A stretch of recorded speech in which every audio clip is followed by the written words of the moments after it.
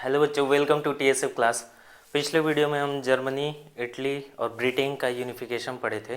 ठीक है, इस वीडियो में हम नेशन को कैसे विजुअलाइज किया जाए उसको पढ़ेंगे। देखिएगा एक सेकेंड। हाँ, विजुअलाइजिंग द नेशन, ये हमारा टॉपिक है आज का। और इसके बाद से नेशनलिज्म और इम्पीरियलिज्म के बारे में पढ़ेंगे। ठीक है, तो कह रहा है कि artist in 18 and 19 century found a way out by personifying a nation. ठीक है, क्या था कि 18 और 19 सेंचुरी के टाइम पे जो आर्टिस्ट थे वो नेशन को क्या है एक सिंबल देने की कोशिश कर रहे थे। तो उनका ऐसा कहना था कि जब अगर कोई किंग को ऐसे सिंबल देना होता, किंग को, कोई रूलर को, तो वो ज़्यादा आसान होता। पर उस समय क्या है कि याद कीजिएगा फ्रेंच रिवॉल्यूशन के टाइम पे, ठीक है, तो फीमेल फिगर को क्या है वो बनाया गया था। तो वैसे ही यहाँ पे नेशन को क्या है, nation were then portrait as female figure, nation को फीमेल फिगर के रूप में पोर्ट्रे करना था। ठीक है, तो अलग अलग नेशन को अलग अलग फीमेल फिगर और नाम भी अलग अलग लोगों ने रख रखा था। तो उसको यहाँ पे इस टॉपिक में बताया गया है। कह रहा है कि nation were then portrait of female figure, nation को क्या है फीमेल फिगर के रूप में दिखाया जा रहा है। ठीक है, the female form that was chosen to personifying the nation did not stand for any particular women in real life. ये जो लाइन है ये बहुत इंपॉर्टेंट लाइन है कि अभी यहाँ पे एलिग्री एक टर्म सुनेंगे आप, तो उसमें ये बताया जाएगा कि ये जो चूज किया जा रहा है, ये जो नेशन को पर्सनिफाई किया जा रहा है, तो उसमें जो फीमेल जो भी बताया जा रहा है तो वो उनका जो है रियल लाइफ से कोई कॉन्टेक्स्ट नहीं है। ठीक है, बस वो क्या है नेशन को एज प्रेजेंट करने के लिए उस चीज़ का यूज किया जा रहा है। ठीक है, वही कह रहे हैं कि the female figure became an allegory of the nation, और फीमेल फिगर को जो है नेशन का एलिग्री वो बनाया जाता है। ठीक है, तो उसमें क्या होता है कि फीमेल फिगर जो होती है उससे रिप्रेजेंट किया जाता है।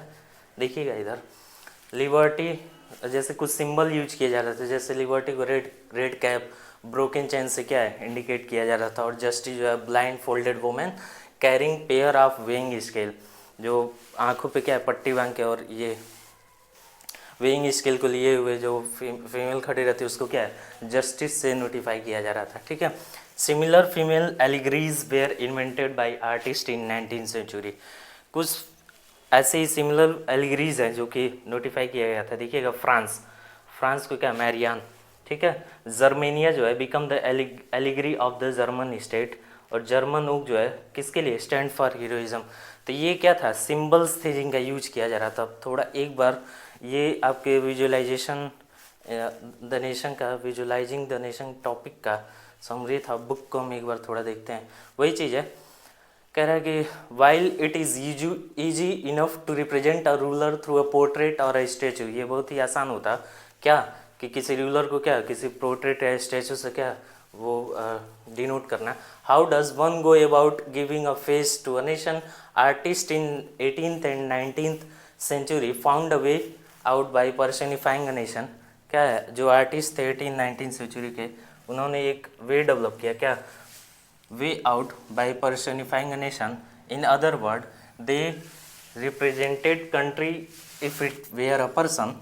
Nations were then portrayed as female figure. The female form that was chosen to personify the nation, जो फीमेल फार जो चूज किया जा रहा है वो क्या है did not stand for any particular woman in real life, rather it sought to give the abstract idea. यही एलिग्री है।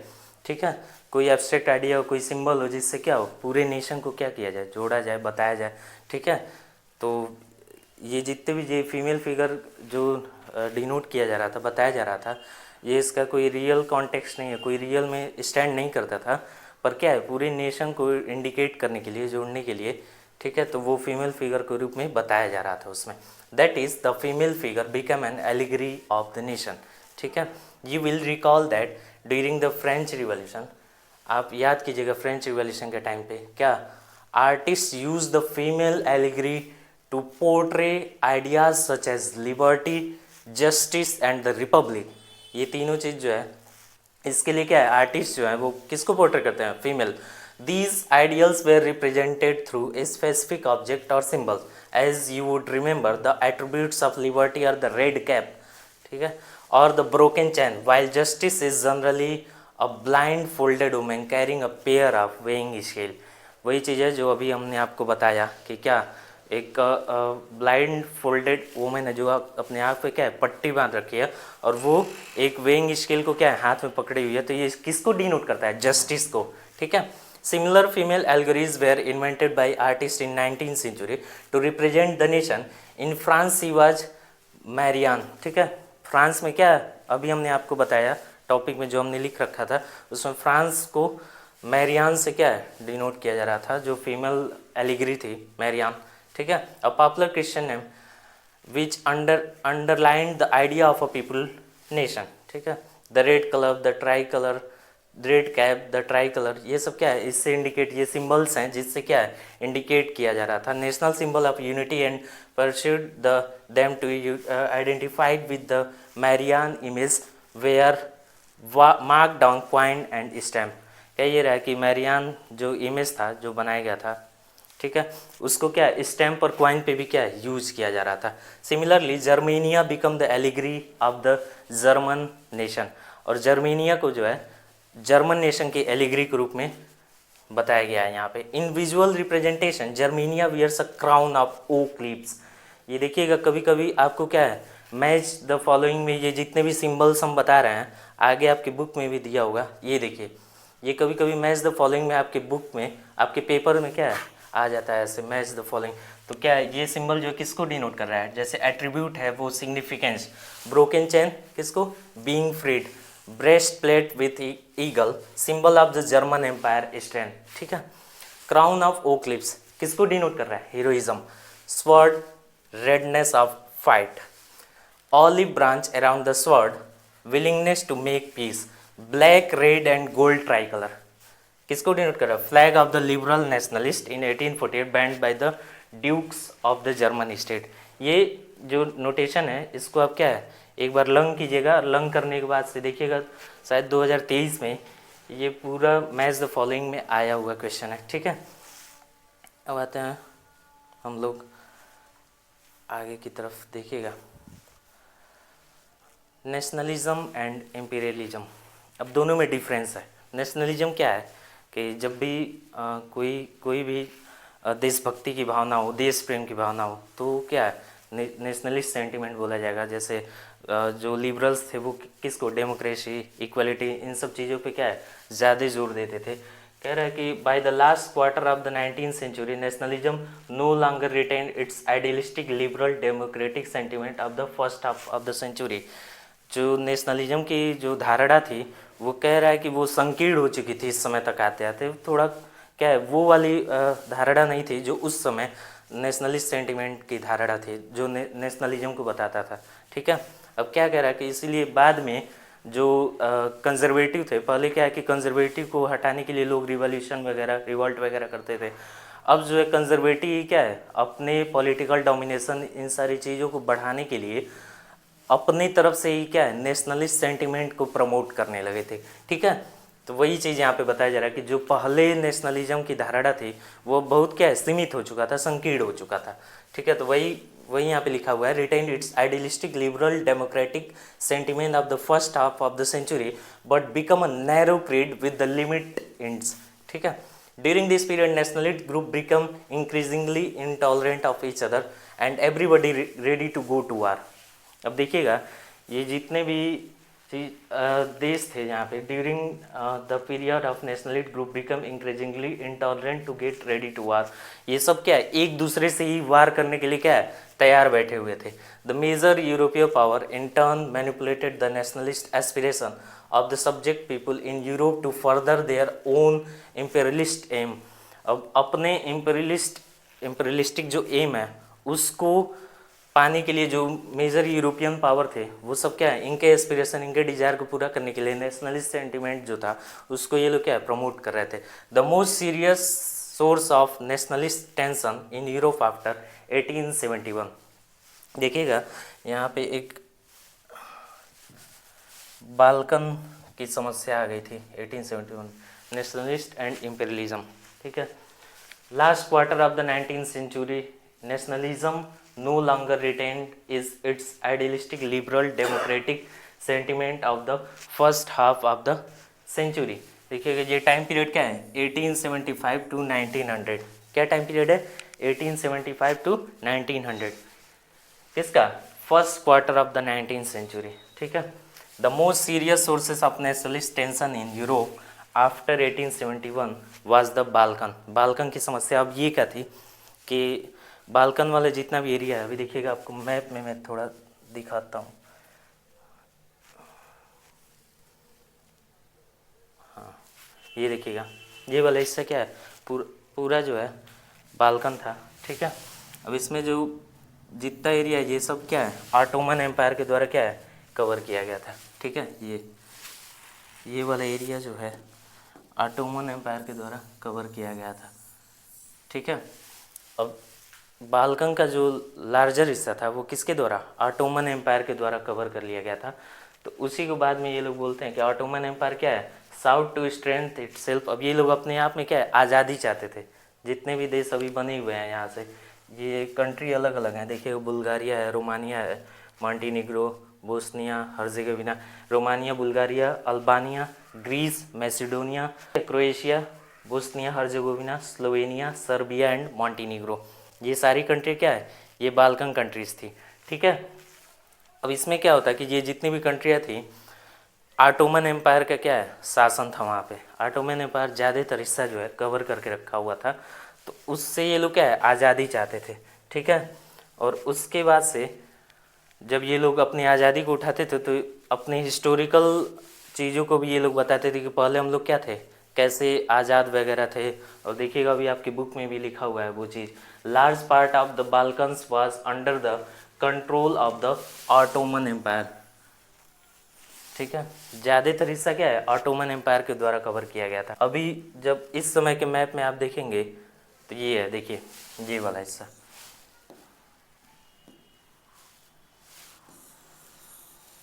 ठीक है, Greece, Bulgaria, Romania, Bosnia Herzegovina, Croatia, ठीक है। ये अलग अलग कंट्रियाँ हैं, ये सब क्या है, बाल्कन कंट्रीज़ हैं।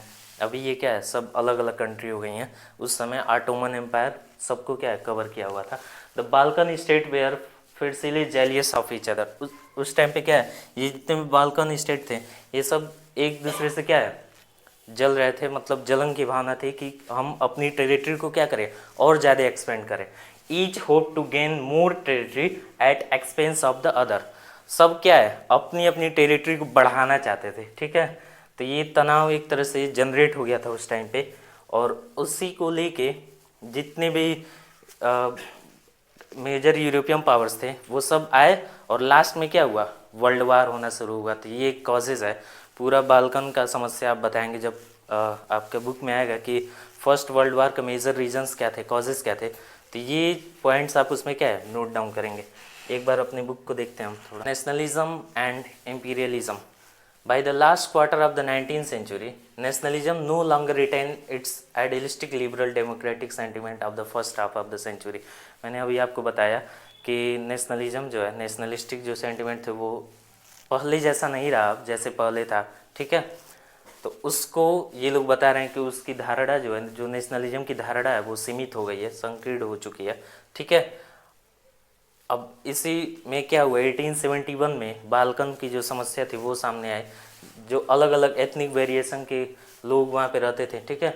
अभी उनको क्या बोलते थे, जो वहाँ के इनहेबिटेंट्स थे उनको स्लाव्स बोलते थे, ठीक है। A large part of the Balkan was under the control of the Ottoman empire, ठीक है। ज़्यादातर पार्ट किसके द्वारा कवर किया गया था, ऑटोमन एम्पायर के द्वारा। The spread of the ideas of romantic nationalism in the Balkan together with the disintegration of the Ottoman empire and made this region very expressive.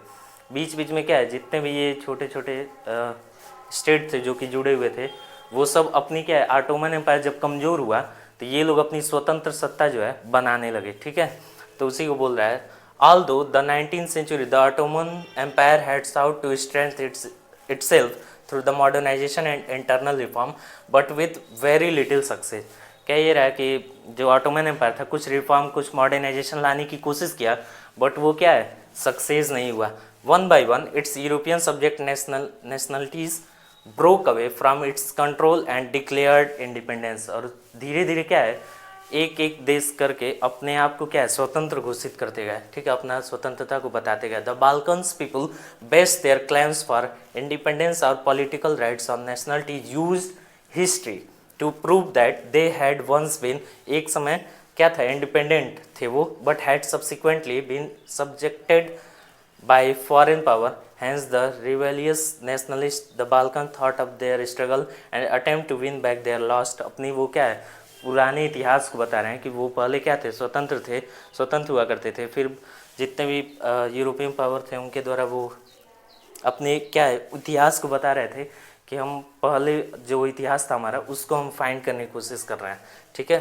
तो ये उसका यूज कर रहे थे। As the different Slavic nationalist struggle to define their identity, अपने अपने अलग अलग आइडेंटिटी इंडिपेंडेंस को बता रहे थे। The Balkan area become an area of intense conflict, अब ये जो बाल्कन एरिया था अब ये कॉन्फ्लिक्ट का सब्जेक्ट हो गया था। The Balkan states were fiercely jealous of each other, और ये जितने भी स्टेट थे सब एक दूसरे से क्या है जलन की भावना रखते थे और सब अपनी अपनी टेरिटरी को क्या है एक्सपेंड करने की कोशिश कर रहे थे।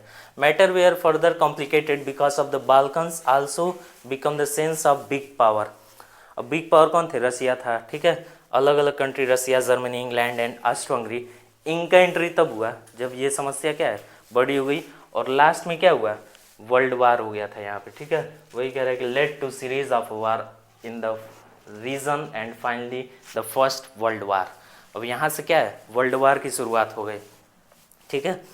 ये देखिएगा, ये जो फिगर आपको दिख रहा है इसमें a map celebrating the British empire, at the top angels are so carrying the banner of freedom, ऊपर जो एंजल्स वगैरह ये सब फ्रीडम का बैनर लेके क्या है, फ्रीडम का बैनर लिए हुए हैं। In the foreground Britannia the symbol of the British nation, बताया ना कि सब विजुअलाइजिंग द नेशन टॉपिक में हमने पढ़ा कि ब्रिटानिया, जर्मेनिया, जर्मन नेशन को इंडिकेट कर रहे थे, ठीक है। तो वो फीमेल एलिग्री जो बनाए गए थे, जो एब्स्ट्रैक्ट सिंबल बनाया जा रहा था, जिसका क्या है कि कोई रियल से कोई कॉन्टेक्स्ट नहीं है, मतलब वो जो वुमेन है उसका रियल कॉन्टेक्स्ट कोई नहीं है, ठीक है। तो उसको एज ए सिंबल बताया जा रहा था, ठीक है। Nationalism along with imperialism led Europe to disaster in 1914, यहीं से फर्स्ट वर्ल्ड वार की शुरुआत होती है। तो आपके बुक में जब भी ये पूछा जाएगा कि क्या कारण था फर्स्ट वर्ल्ड वार के कॉजेस, तो इसमें आप ये बाल्कन की समस्या को बताएंगे, फिर बाद में जो मेजर यूरोपियन पावर है उनकी एंट्री होती है, जिससे क्या है वर्ल्ड वार की शुरुआत हो जाती है। तो अलग अलग पॉइंट्स बताएंगे और उसमें ये भी दिखाएंगे कि जितने भी बाल्कन कंट्रीज़ हैं इस समय वो सब क्या थे, ऑटोमन एम्पायर का हिस्सा थे। और धीरे धीरे जब ऑटोमन एम्पायर क्या है कमज़ोर हुआ तो ये लोग अपनी स्वतंत्र सत्ता क्या है बनाने लगे, ठीक है। उसके बाद से ये European power in the 19th century began to oppose imperial domination, ठीक है। बाद में क्या हुआ, the anti imperial movement that develop everywhere were nationalist in the sense that they are struggle to form their independent nation state, ठीक है। अब इस टॉपिक में ये बताया जा रहा है कि बाद में जो है देखिएगा, जो साम्राज्यवाद का ब्रिटेन जो है, ब्रिटिश जब इंडिया में कवर किए थे ज़्यादातर हिस्सा, शुरुआत किए बंगाल से और फिर धीरे धीरे वहाँ का क्या है बंगाल में भी कवर किए, और 1757 से 1857 के बीच में बहुत ज़्यादा हिस्सा जो है क्या है कवर कर लिए थे। तो ये क्या है, ये इम्पीरियलिज्म का सबसे बड़ा उदाहरण है। तो ये कंट्रियाँ जो है अपने कंट्री के बाद दूसरे कंट्री के भी टेरिटरी को क्या है कवर करने की कोशिश करते थे, ठीक है। यहाँ पे हमारा ये टॉपिक समाप्त होता है। एक बार फिर हम इसको रिवीजन कर लेंगे, विजुअलाइजिंग द नेशन, ठीक है। वही पॉइंट है 18-19 सेंचुरी में जो आर्टिस्ट थे वो नेशन को क्या है पोर्ट्रे कर रहे थे फीमेल के रूप में, ठीक है। The nation were then portrayed as female figure, उसी को क्या है एलिग्री हम लोग बोले हैं, ठीक है। The female figure from that was chosen to personify the nation did not stand for any particular women in real life, ठीक है। और उसके बाद से क्या हुआ था कि लिबर्टी को रेड कैप और ब्रोकन चेन के रूप में दिखाया जा रहा था। जस्टिस को क्या है एक ब्लाइंड फोल्ड, एक औरत जो है अपने आंखों पे पट्टी बांध के और ये ली हुई है, तो उसको वेइंग स्केल ली हुई है, तो उसको क्या बोला गया कि वो जस्टिस के रूप में डिनोट किया जा रहा था। Similar female allegories where invent, अलग अलग आर्टिस्टों के द्वारा क्या है अलग अलग एल्गोरीज बनाया गया। जैसे देखिएगा फ्रांस में मैरियान, ठीक है। जर्मेनिया जो है किसका, जो जर्मन नेशन था उसकी एलिग्री बनाई गई, ठीक है। अब उसके बाद से हम लोग अपने टॉपिक पे आते हैं नेशनलिज्म एंड इम्पीरियलिज्म। तो इसमें भी स्टोरी वही है कि जो नेशनलिज्म की धारणा थी वो धीरे धीरे आके क्या है कमज़ोर हो गई थी। जो उस समय यूज़ की जा रही थी फ्रेंच रिवॉल्यूशन से लेके और अभी तक को देखा जा रहा था, तो उसमें क्या है कि नेशनलिज्म की धारणा धीरे धीरे कमज़ोर हो गई थी। और फिर 1871 में बाल्कन की समस्या जो है सामने आती है, और बाल्कन की समस्या के बाद से उसमें बहुत सारे बाल्कन स्टेट ऐसे थे जो आपस में क्या है जेलसी की भावना थी उनके बीच में, और फिर वो आपस में क्या है आपस में ही लड़ने को तैयार रहते थे, अपनी टेरिटरी को एक्सपेंड करने की कोशिश करते थे। फिर हम देखते हैं कि बड़े बड़े जो मेजर यूरोपियन पावर है उनकी एंट्री इसमें होती है, और वो क्या है कि वो इम्पीरियलिज्म के बहुत बड़े उदाहरण हैं। जैसे ब्रिटेन को हमने देखा कि इंडिया में आके क्या है कि ज़्यादातर हिस्से को उन्होंने कवर कर रखा था, ठीक है। तो वहाँ से जब मेजर यूरोपियन पावर की एंट्री होती है तो वो शुरुआत किसका होता है, वर्ल्ड वार फर्स्ट, वो 1914 टू 18 शुरुआत होती है, ठीक है। तो ये हमारा टॉपिक फर्स्ट चैप्टर हमारा क्या है कंप्लीट होता है। अगला चैप्टर हम क्या है थर्ड चैप्टर सीधे पढ़ेंगे, कौन सा, नेशनलिज्म इन इंडिया। तब तक के लिए थैंक यू।